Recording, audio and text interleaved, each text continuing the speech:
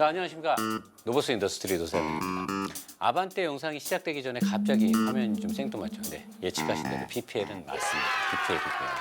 저는 이제 아반떼의 좋고 나쁜 점을 보면서 좀 라이트하게 저렴한 모델의 아반떼를 샀을 때 이 차의 가성비가 훨씬 더 뛰어나다라는 내용이 굉장히 많은 부분에서 아마 캐치가 될 겁니다. 거기에 맞춰서 아무래도 준중형이든 준소형이든 소형차급은 카매트가 그렇게 좋은 게 들어가 있지 않죠. 그리고 카매트는 이미 제가 여러분들이 너무나 많은 걸 알고 있다는 걸 알기 때문에 제가 딱히 말할 필요가 없어요. 코일 매트니 벌집 매트니 뭐 여러 가지가 있는데 이제는 모든 제조사들이 뭐 친환경성에 관련된 뭐 그다음에 인체에 유해하지 않는 불이 붙지 않는 다 이제 기술이 평준화가 됐습니다.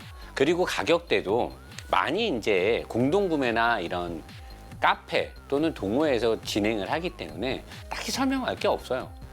근데 뭐냐? 근데 노사장 너는 뭘 설명하려고 그러느냐? 자, 이제 이런 부분들 각 회사들이 장점으로 내세웠던 이런 것들은 이제 기술이 평준화가 돼 있고 그렇다면 가장 나의 사용 용도에 뭐가 맞냐인데 준중형이든 소형차급을 타는 분들은 뭐 놀러도 다니고 이 차 하나로 모든 걸 다 해야 되잖아요. 돈 많은 사람들처럼 뭐 SUV 따로 뭐 레저용 차량 따로 막 이런 게 아니니까. 제가 지금 설명드리는 블랙홀 3DX 카매트는요. 제가 예전에 PPL 했고 이랬던 것들 중에 이제 시대가 지나면서 코일 매트니, 벌집 매트니, 그다음 다른 매트들인데 다 장점이 되게 뛰어나요. 단점을 딱히 말하기 어려워요. 근데 제가 쭉 사용을 해보니까 제가 한 가지 아쉬운 거는 위생을 굉장히 중요시하는 요즘 현대인들이 공기, 실내 공기까지. 근데 이 카매트는 발바닥에 묻은 먼지나 이물질 등이 딸려 들어오고 비가 왔을 때나 눈길 같은 데 주행했을 때 신발에서 그대로 들어오기 때문에 세척을 자주 하고 이런 것도 다 연관이 있잖아요. 그래서 제가 한 가지 궁금한 게 그거였어요. 좋은 매트들이 너무 많은데 세척을 하고 나서 물 세척이 된다 뭐 한다 코일 매트니 벌집 매트니 다 그렇게 선전해요. 근데 막상 걔네들이 털고만 탔을 때 완벽하게 건조가 되지 않는다라는 거죠. 발수성이라든가 흡수성, 먼지를 포집하는 능력은 제가 봤을 때 다 거기서 거기예요. 누가 더 잘났다고 말할 수 없을 정도로 기술이 좋아졌습니다. 하지만 블랙홀 이 3DX 카매트는요. 여러분들이 써보시면 알겠지만 지금 제가 차 있는 걸 한번 보실까요? 자, 돌기가 있어서요. 그렇게 미끄럽지 않고 뒤쪽 면에도 비슷하게 돼 있거든요. 그래서 발을 놨을 때 느낌이 어색하거나 뭐 막 고무 위에 있는 그런 특유의 약간 좀 부담스럽거나 안 좋은 그런 느낌은 없습니다. 이 천 같은 느낌은 아닌데 뭔가 이렇게 내 발이 딱 잘 고정되는 이런 느낌이고요. 느껴지는 거나 보기에도 굉장히 흡수력이나 이런 게 좋을 것 같아 느껴지고요. 딱 보면은 시각적으로는 너무 고무라서 고무 냄새가 날 것 같다. 전혀 안 납니다. 아예 냄새 안 나고요. 여기서 보시면 이게 이 블랙홀의 3DX 코일 매트고 이게 이제 제가 썼던 코일 매트인데 코일 매트가 느낌은 더 푹신푹신하고 좋은데 물 세척을 했을 때 아무리 털고 세탁기를 돌려도 이 안에 깊숙이 있는 수분이나 물들이 제거가 안 되거든요. 근데 얘는 그냥 이렇게 털면 돼요. 그냥 택택 털고 탁탁 털면 물이 그냥 딱 빠지죠. 그리고 이 안에 먼지나 물이 굉장히 잘 포집이 되기 때문에 저는 사실 이 제품을 오랜 기간 써보면서 여러분들한테 계속 피드백을 한번 드려볼 생각입니다. 다시 넘어가시죠. 벌집 매트랑 살짝 비슷한 것 같으나 벌집 매트는 밑에 거 따로 위에 거 따로가 접합되는 건데 이 블랙홀 3DX는 그렇지 않죠. 일체형으로 돼 있고 뒤집었을 때도 잘 티가 안 날 정도로. 근데 이게 먼지의 포집 능력이 있을까? 근데 이 소재가 정전기성이 좀 있는 것 같아요. 포집이 되고 유럽에서 폭스바겐이나 볼보나 이런 SUV에 들어가는 겨울용 매트의 그 고무 같은 우레탄 같은 소재랑 비슷하거든요. 걔네들 굉장히 비싸요. 앞뒤 다 해서 막 50만 원, 40만 원 이러는데 그런 소재에 더 촘촘하고 돌기까지 돼 있어서 저는 이 블랙홀의 3DX 제품이 제가 걱정하는 세척 후에 건조가 되게 빠르고 건조되는 과정에서 생기는 어떤 요 곰팡이에 비슷한 이런 나쁜 성분들이 발생될 확률이 거의 없다라고 보기 때문에 여러분들한테 추천을 하고 싶고요. 자, 이런 제품 가격이 비싸지 않냐? 예전에 처음 나왔을 때도 코일 매트는 문이 다 비쌌는데 그래서 제가 이 세균 억제 능력이 뛰어난 이 블랙홀 3DX 제품을 제가 그냥 PPL 했으니까 좀 부담돼도 사라 이러면 제가 또 양심이 찔리지 않습니까? 더군다나 이런 아반떼나 국산차 오너분들이 많이 선택하려면 가격이 좋아야 되죠. 이 업체가 이번에 이 제품을 런칭을 하면서 와디지를 진행합니다. 여러분 와디지 잘 아시죠? 공동구매 인터넷 프로그램. 다음 주 수요일 오후 2시에 와디지가 오픈이 됩니다. 지금 미리 들어가셔서 알림 신청을 해놓으면요. 와디지가 시작될 때 여러분들한테 연락이 오죠. 알림을 통해서. 그래서 여러분들이 2주 동안 진행되는 와디지에 먼저 참여를 하시면 한정된 수량의 가장 큰 할인폭으로 제품 받으실 수 있다라고 합니다. 저도 들어가 보려고 하거든요. 잘 활용하시면 굉장히 가게 경제에 도움이 됩니다. 한정 수량이니까 먼저 들어가서 먼저 베팅해서 먼저 받게 되면 가격 되게 저렴하고 와디지에서 얼마만큼이 팔릴 건지의 수량에 대한 준비를 미리 제조사에서 해놨기 때문에 2주가 지나고 나면 바로 배송이 시작된다고 합니다. 다른 경쟁 제조회사들의 제품들처럼 포집력과 방수, 내열 모든 것들은 다 이제는 기술이 끝까지 가 있죠. 뭐 누가 잘났다는 건 사실 말도 안 됩니다.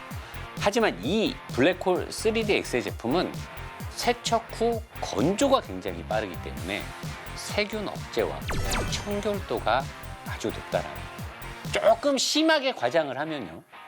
코일 매트와 벌집 매트가 굉장히 혁신적이고 뛰어난 제품인데 그 제품에 조금 있는 그 아쉬움과 단점을 보완한 게 아닐까라고 저는 생각이 들어서 현재 저희 로보스 인더스트리의 차량들에도 다 장착되어 있습니다.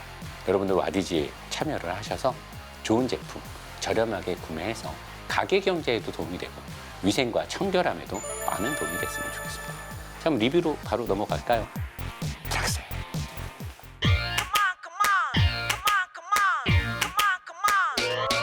자, 안녕하십니까. 로보스 인더스트리 노사장입니다. 원래 오늘 지금 이 자리에서 제네시스 G80 2.5를 하고 있어야 되는데요. 지금 막 스케줄이 뒤죽박죽이 됐습니다. 차주분들이 서로 자기 차를 먼저 해야 된다 그래서 이미 저번 주에 G80의 3.5였나? 그거에 뭐 하체 오리기가 1, 2부 합쳐갖고 이미 막 40만 뷰를 넘고 라이브 리뷰가 또 막 5, 6만이 넘는 바람에 G80 2.5의 오너분이 약간 여유가 생기셨죠. 한 템포 쉬어도 되겠다 싶은 거고 아반떼 오너분은 빨리 서둘러야 된다. 이 급의 차를 사는 사람들이 더 급하다. 그래서 제가 지금 오늘 다른 일을 보고 왔는데 들어오자마자 우리 민성이가 바로 세팅을 해놔가지고 아무런 자료조사 없이 지금 하체 우리기가 들어갑니다. 자료조사가 지금 아예 1%도 되지 않았거든요. 그럼에도 리얼로 거의 라이브나 지금 마찬가지예요. 바로 들어가도록 하겠습니다. 현재 이 엔진 뭐 123마력, 7마력 정도 나오고요. 그 다음에 MPI 엔진이죠. 간접 분사, 포트 분사, 직 분사가 아닌 간접 분사를 하는 거고 그리고 토크가 한 15.7 내외. 그래서 이 엔진이 효율성과 성능보다는 효율성과 연비, 그 다음에 환경 규제, 그리고 이제 부드러움과 내구성. 현대자동차의 그동안 뭐 GDI 엔진들 막 빵꾸 나고 불나고 그래가지고 그런 부분이 주도적으로 개선이 됐다라고 합니다. 그래서 보통은 우리가 이제 휘발유 엔진을 100마력 정도 세팅해서 팔 때 그 엔진을 LPI나 가스로 바꿨을 때 출력이 약 15% 가까이 원래 하향 조정이 되는데 얘는 LPI도 거의 한 120마력의 토크가 15 정도 나오는 거라 출력 변화가 몇 퍼센트, 2, 3% 내외밖에 안 된다 그래요. 그러니까 이 엔진 자체가 그만큼 부드럽고 효율성과 내구성에 중점적으로 세팅이 됐다는 걸 알 수 있고요. 자석을 들고 있지 않은 이유는 이 엔진은 알루미늄이 아예 없습니다. 이 엔진이 아니라 이 아반떼에는 차대에 알루미늄 소재가 적용돼 있지 않아요. 그래서 제가 그 알루미늄과 스틸을 체크할 수 있는 자석을 들 필요가 없는 거죠. 그래서 이렇게 손 막대기만 갖고 하도록 하겠습니다. 일단 본네 후드도 당연히 스틸이고요. 조용하게 하기 위해서 인슐레이드 패드가 광범위하게 넓게 자리를 잡고 있습니다. 그리고 3세대의 뉴 아키텍처가 적용됐다고 해서 저는 하체 후리기를 그때 하기 전에 라이브 리뷰를 저번 주에 제가 했었거든요. 밤에 잠깐 했었는데 그때 하체를 잠깐 봤을 때 차를 뜯지 않고 봤을 때는 서브 프레임을 보강한 거 외에는 크게 이게 3세대 아키텍처라 보기 어렵다 봤는데 이 부분을 보니까 뭔가 좀 약간 3세대 아키텍처 맞는 것 같기도 해요. 왜냐면 얘가 운전석 쪽으로 좀 더 가까이 뒤로 가 있고 이 앞부분하고 앞쪽으로 내려간 이 부분, 옵셋 충돌에 견딜 수 있는 이 부분하고 이쪽에 인사이드 패널, 메인 차대가 쭉 나간 부분이 이쪽 구성이 이전 아반떼 AD하고는 약간 다르다는 게 느껴지고요. 요거는 사실 뭐 강성이 그렇게 있는 부분은 아닌데 그래도 요 안에 철판이 하나 원래 있던 거 플러스 여기를 좀 덧댔는데 이 덧댄 철판이 여기 보시면 여러분 좀 두꺼워 보이죠? 두껍게 해서 엔진의 마운트를 체결하는 곳으로 사용을 하면서 메인 프레임하고 같이 연결된 걸 보면 얘가 옵셋 충돌에 있어서 그래도 어떤 영향을 줄 수 있을 것 같아요. 강함을 줄 수 있고 얘가 이렇게 내려와 가지고 얘 하나만도 지금 굉장히 강하거든요. 이 작은 차치고는 되게 강하게 돼 있는데 얘하고 메인 프레임을 여기서 만나게 하고 저 밑으로 서브 프레임이 나가요. 저 밑에 보면 여러분 까만 거 보이시죠? 요거 보이시죠 여러분? 저 까만 거 프레임.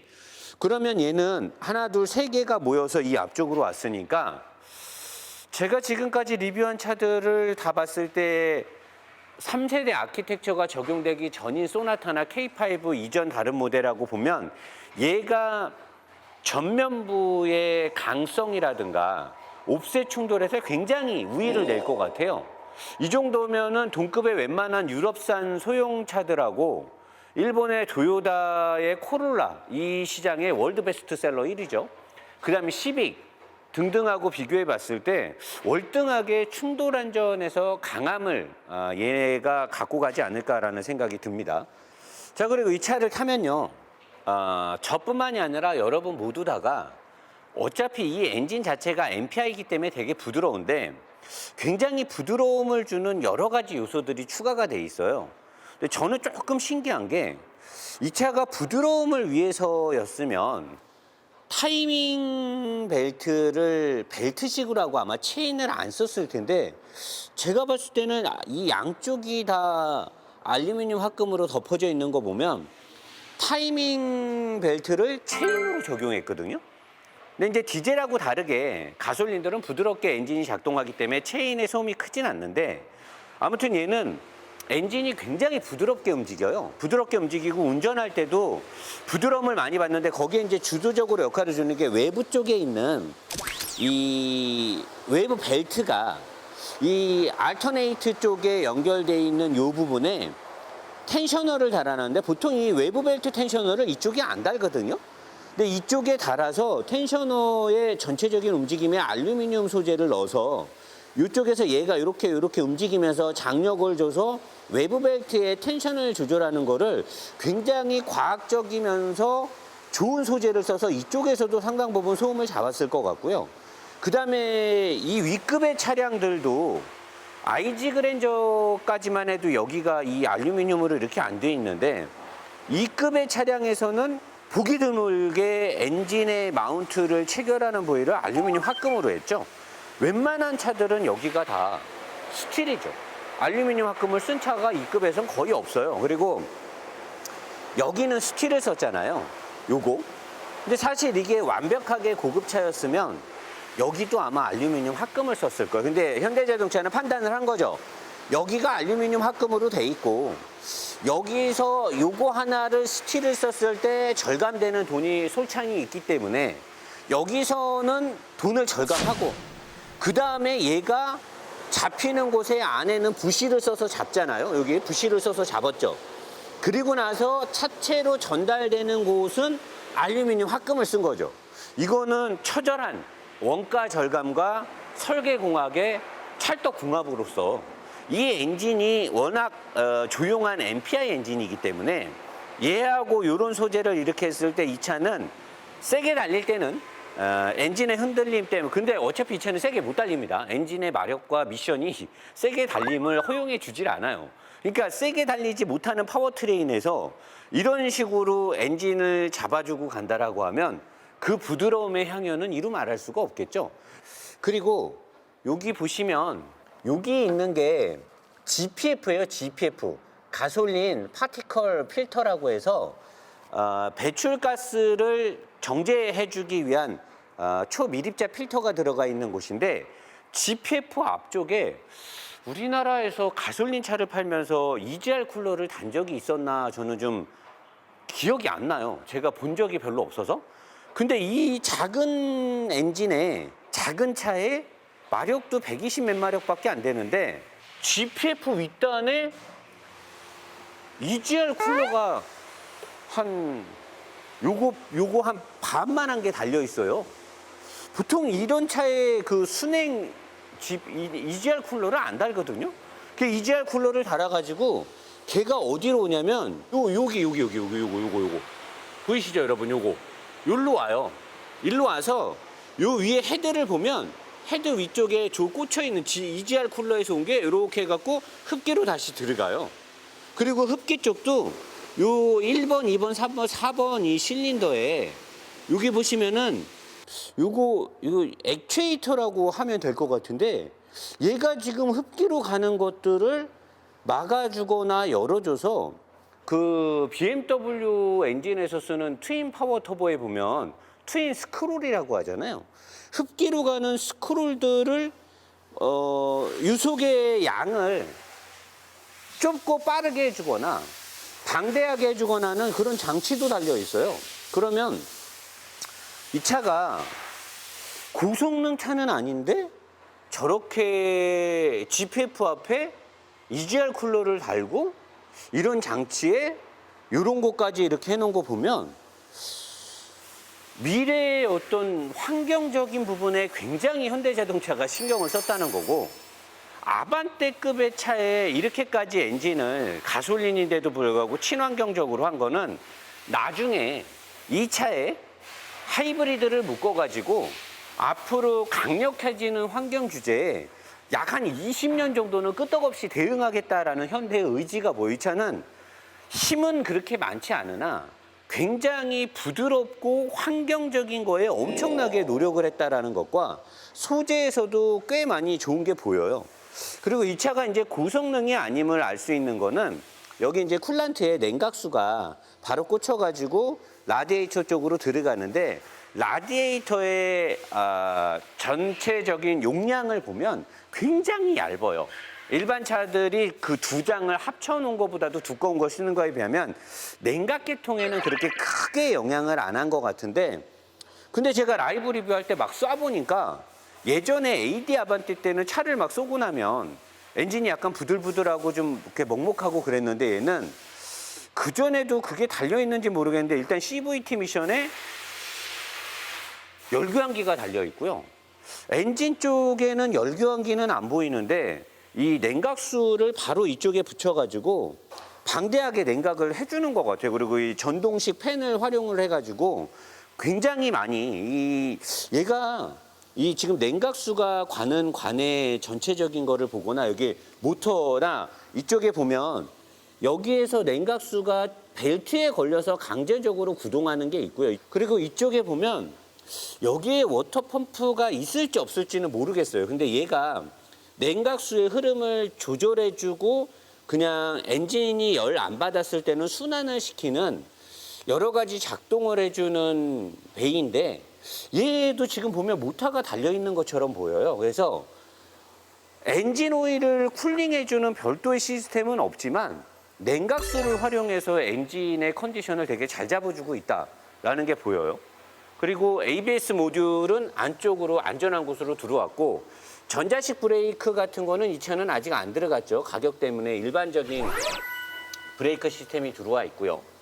그 다음에 제가 제네시스 G80에서 ECU하고 TCU가 너무 외부에 노출돼 있어서 안 좋다 그랬는데 이 차는 ECU랑 TCU가 굉장히 조그매서 이 안에 들어가 버린 건지 어디다 깔아놨는지 모르겠는데 여기 있네요. 얘도 여기 있네.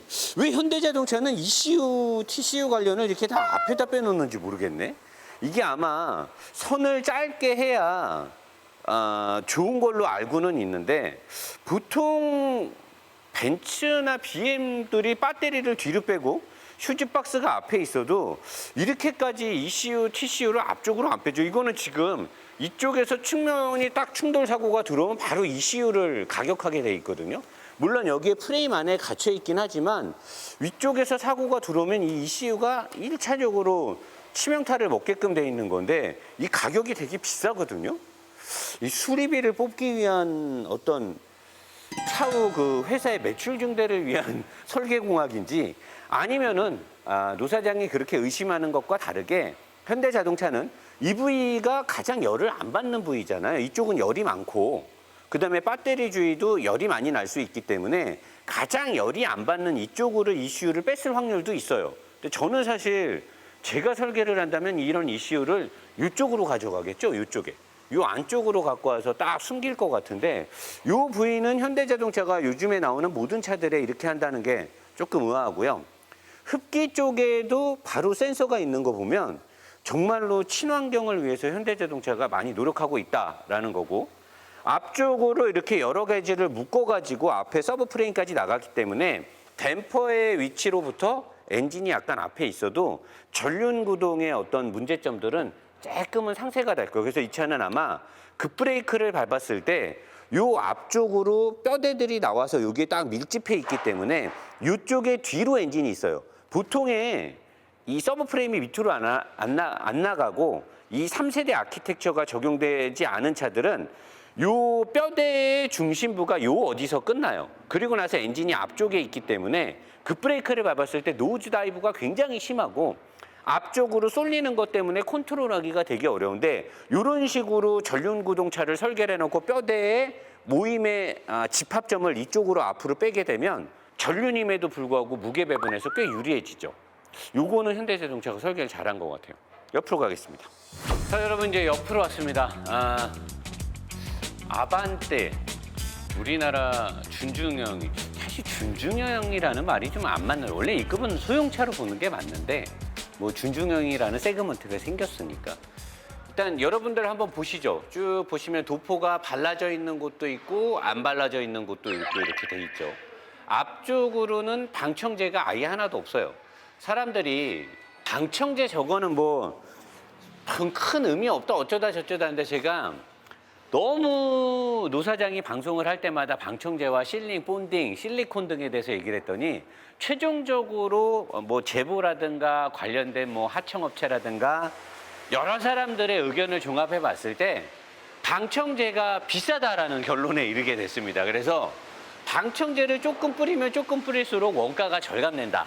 그리고 이런 실링이나 본딩, 그다음에 실리콘 작업들은 저것도 물론 돈인데 저거는 작업자의 편리성하고도 굉장히 큰 연관이 있대요. 그러니까 제가 봤을 때 노조의 잘못이냐 사측의 잘못이냐를 두고도 제 영상에서 많이 댓글들이 분분한데 방청제를 전체적으로 수입차처럼 도포를 안 해주는 건 사측에서 돈을 아끼기 위함이고요. 실링과 본딩을 아끼고 이런 데 안 바른 거는 이것 역시 사측에서 돈을 절감하는 걸 수도 있는데 얘는 지금 굉장히 발라져 있는 곳은 좀 잘 발라져 있는데 어떤 차들은 보면 굉장히 성의 없이 발라져 있잖아요. 그런 차들은 근로자들의 노조의 어떤 작업자들의 편의를 위해서 대충 작업한 걸로 저희는 추론을 하고 있습니다. 여기에 대해서는 사실 뭐 현대의 관련자가 아니면 알 수가 없겠죠. 근데 저희가 봤을 때 수많은 댓글을 조합해 보니 사측과 노조가 같이 잘못을 하고 있다라고 판단이 됩니다. 저 댐퍼의 상단 부분은 여기 까만 거 보이시죠? 여러분 요거 댐퍼의 상단. 노 사장이 늘 말하는 알루미늄 브라켓을 넣어서 댐퍼를 타고 스프링을 타고 올라가는 진동을 최종적으로 차체에 전달하는 곳에서 막고 고급차들은 저기 휠하우스 부분도 다 알루미늄 합금을 쓰는데 얘는 스틸이죠. 근데 요 위에 있는 요 까만 게 고무예요. 고무가 아니라 이제 무슨 뭐 특성 합성 수지 같은 거겠죠. 근데 저기에 고무를 쓴다라는 거는 단가를 아낌과 동시에 이쪽에서 타고 올라가는 진동을 고무에서 상쇄시키는 거는 굉장히 하급 기술이죠. 낮은 속도에서는 부드러울 수 있죠. 하지만 모든 공진과 낮은 주파수의 파동이 생겼을 때 고무는 그대로 뚫고 들어갑니다. 그래서 이 소형차들이 중형급 이상의 차들보다 고속주행에서 고급진 승차감이 안 나오는 건 저런 데서 나오는 거예요. 저런 거는 우리 아반떼나 액센트 타고 살살 달리면 승차감 되게 좋잖아요. 부드럽고. 그 사람들이 그래. 시내에서 이렇게 50km, 60km 달릴 때, 야, 이 정도면 됐지. 굳이 우리가 그랜저를 살 필요가 있냐. 물론 살 필요 없죠. 큰 차가 다 좋은 건 아니니까. 근데 120km, 130km를 달려보면 하체를 타고 오는 잔진동과 고급진 느낌이 차이가 나는 건 저런 데서 차이가 나는 거예요. 저런 데 알루미늄 합금에 그 밑에 뭔가 와샤를 넣고 뭘 넣고 했을 때 올라가는 파동에 관련된 주파수들을 제거를 해주는데 흡수를 하는데 고무는 그게 안 된다는 거죠. 그래서 이 차는 낮은 속도에서는 부드럽지만 고속에서 약간 좀 부담스러운 느낌을 주는 건 저런 게 한몫을 하는 거고요. 알루미늄 합금이 아예 없기 때문에 서브 프레임과 서스펜션의 맥퍼슨, 서스펜션이 잡히는 서브 프레임, 그 다음에 너클암, 바퀴가 달리는 이 너클암, 까만 거 보이시죠? 다 너클암. 그 다음에 댐퍼, 올 스틸이기 때문에 절대로 고급진 승차감을 기대할 수는 없습니다. 디스크도 그래도 이 급에서는 소재들이 이게 뭐 알루미늄이나 특수합금이 들어가진 않았지만 깔끔하게 단아하게 잘 정돈이 됐고 스틸로 된 캘리퍼지만 캘리퍼의 크기도 많이 커졌고 브레이크의 패드의 단면적도 많이 커졌습니다. 벤틸레이션이 들어가 있고요. 구멍이 숑숑숑 뚫려 있죠.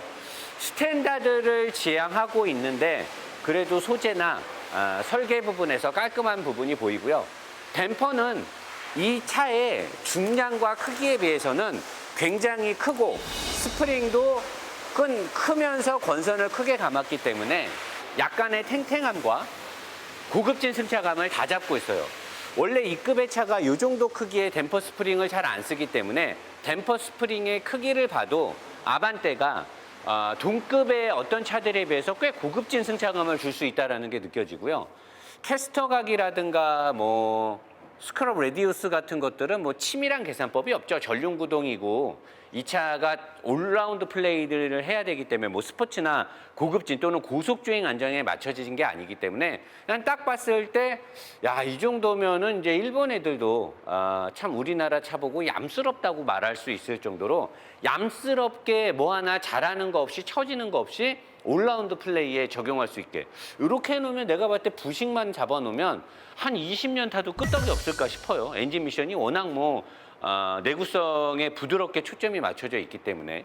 그리고 뭐 서브 프레임은 여기서는 제가 말할 필요는 없고요. 밑에 내려가서 얘기하겠지만 여기 이쪽으로 와 있는 여기 원래 여기서부터 여기까지가 일반 우리 전륜구동차에 없던 부분인데 여기가 확장이 된 거죠. 앞까지 확장이 됐고 여기로 내려온 이 프레임 위쪽에서 이렇게 내려온 이 프레임에 여기에서 나간 메인 인사이드 패널 메인 프레임이 다 만나죠. 그러니까 이 부위가 노 사장이 봤을 때는 이 부위가 굉장히 지금 세 보이는 거예요. 밑에서 하나 메인 하나 위에서 꺾여서 내려와서 여기를 다 묶어놨기 때문에 옵셋 충돌이 됐던 전방 추돌 사고가 됐던 웬만한 NF 소나타나 이전의 소나타들 그 뭐 YF 소나타라든가 NF 소나타 보다 더 강할 수도 있을 만큼 여기가 잘 뭉쳐져 있어요. 이런 거 굉장히 좋아 보입니다. 좀 현대자동차가 요 위쪽에 방청이라든가 실리콘이라든가 저 댐퍼 마운트만 딱 신경 써놨어도 그리고 혹시라도 애프터마켓에서 요거 너클함이 요 너클함 있잖아요. 요거 너클함. 요 너클함이 알루미늄 합금으로 만약에 애프터마켓에서 나온다라고 하면 그거까지만 바꿔놓으면 아마 이 차는 대박이 되지 않을까 싶어요. 뒷바퀴로 가겠습니다.